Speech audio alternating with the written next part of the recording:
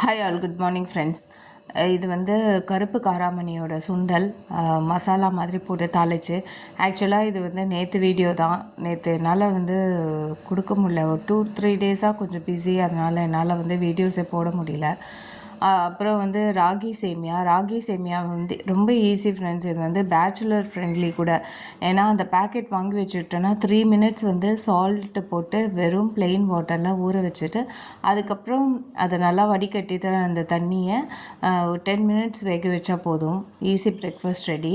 கொஞ்சம் வந்து அந்த உப்புமா மாதிரியும் தாளிச்சிட்டு கொஞ்சம் வந்து பழம் சர்க்கரை இது வச்சும் சாப்பிட்டா ரெண்டுமே சூப்பராக இருக்கும்.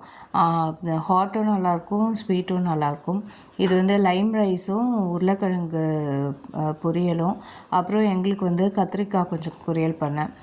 ஆக்சுவலாக லைம் ரைஸ்க்கு வந்து உருளைக்கிழங்கை விட இந்த மாதிரி கொஞ்சம் கிரேவியாக வந்து சாப்பிட்டோன்னா நல்லாயிருக்கும் ஃப்ரெண்ட்ஸ். தேங்க்யூ, பாய்.